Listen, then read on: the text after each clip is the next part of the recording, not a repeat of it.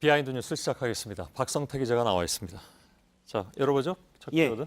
첫 번째 키워드는 빈곤과 절약 사이입니다. 예, 돈이 없느냐, 돈을 아끼느냐, 뭐 그런 건가요? 예, 그렇습니다.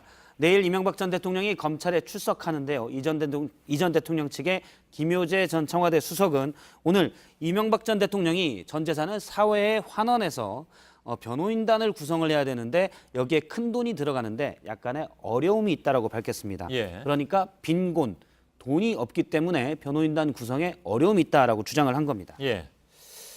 자, 앞서 저희가 리포트에서 잠깐 전해드리긴 했습니다만은 이 전 대통령이 공식적인 재산만도 꽤 되지 않나요? 네, 그렇습니다. 2012년 재임 중에 신고했던 재산을 관보해서 잠깐 다시 보도록 하겠습니다. 예.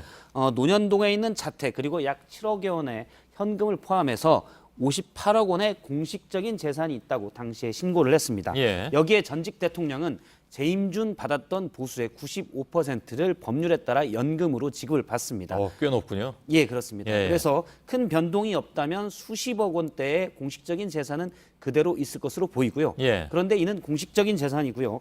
이미 많은 사람들이 다 쓰는 이전 대통령의 것이다라고 진술을 하고 있고 예. 다 쓰는 시장 가치가 최소 4천억 원 이상으로 평가받고 있습니다. 예. 또 전국에 많은 차명 부동산이 있다는 그런 의혹들이 끊임없이 제기돼 왔고요.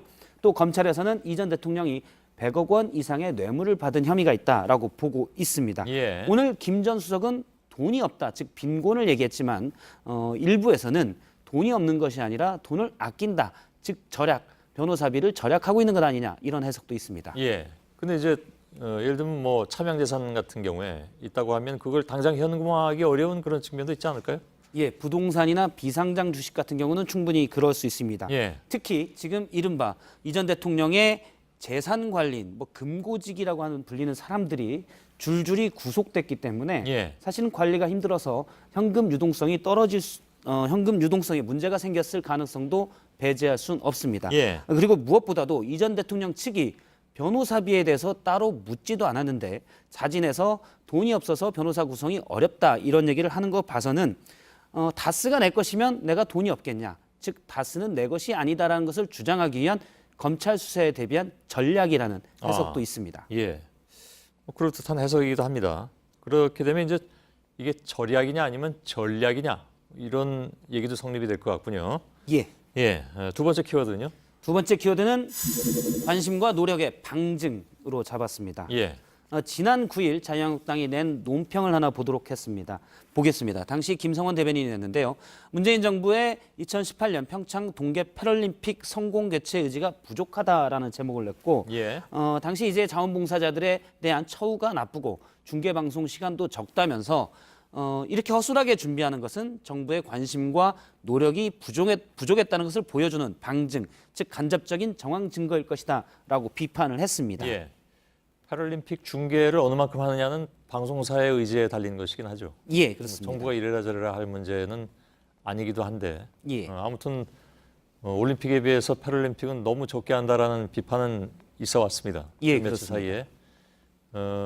예.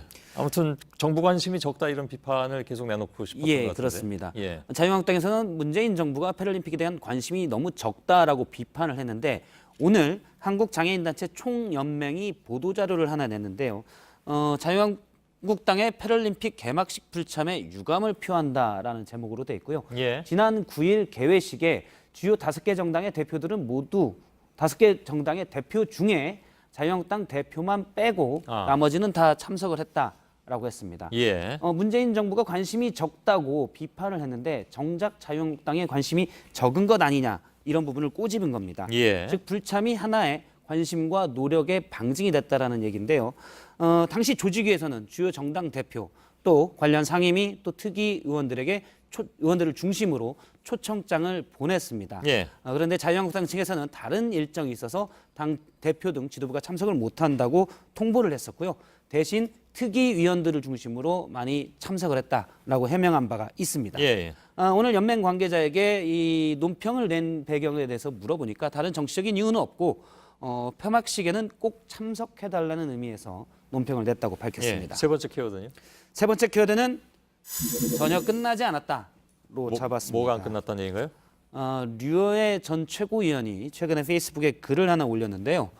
홍준표 대표가 지난 9일 류현진 전 아나운서의 입당 류현진이 아니라 배현진. 예, 죄송합니다. 배현진 전 아나운서의 입당식 때 외모를 평가해서 성희롱을 했다라고 주장을 했습니다. 예. 당시 홍준표 대표는 배현진 전 아나운서가 얼굴만 아름다운 것이 아니라 소신이 뚜렷하고 속이 꽉 찬 커리어 우먼이다라고 했는데 이 부분에서 외모를 평가해서 성희롱이다라고 주장을 한 겁니다. 예. 그러면서 대표의 여성관이 여전히 조마조마하다라고 주장했습니다. 예.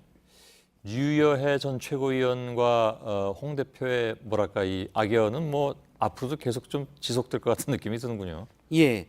성희롱에 대한 관련법 시행규칙을 잠시 보면요. 관련법 시행규칙의 별표 1에 나와 있는 내용인데 외모에 대한 성적인 비유나 평가를 하는 행위도 직장 내 성희롱의 예시로 올라가 있습니다. 예. 그러니까 물론 성적인 비유나 평가 이렇게 나눠져 있는 겁니다. 그러니까 평가만 해도 경우에 따라서는 문제가 될 수 있다 그런 거잖아요. 그렇습니다. 예. 그건 예시에 들어가 있는 거고요. 예. 그리고 보면은 비고란에 보면은 피해자의 주관적 사정, 그러니까 피해자가 어떻게 느끼는지를 고려하되 사회 통념상 합리적인 부분도 따지도록 돼 있습니다. 예. 성희롱은 피해자가 어떻게 느끼느냐가 중요한데 사실 배현진 전 아나운서가 모욕감 등에 대해서 어떤 입장을 가지고 있는지는 류해 전 최고위원이 판단할 입장이 아닙니다. 그건 우리도 모르는 거니까요. 예, 그렇습니다. 예, 예. 그래서 이 부분에 대해서 류 전 최고위원에게 입장을 좀 물으니까 당연히 그건 내가 판단할 바는 아닌데 홍준표 대표가 성희롱 개념이 없기 때문에 예. 이를 지속적으로 환기시키기 위해서 주장했고 그런 지적과 환기는 전혀 끝나지 않았다라고 말했습니다. 예. 그건 유여해 전 최고위원한테 물어볼 게 아니라 배현진 씨한테 물어봐야 되는 거 아니었습니까? 상황은 그런데 예. 우선 주장을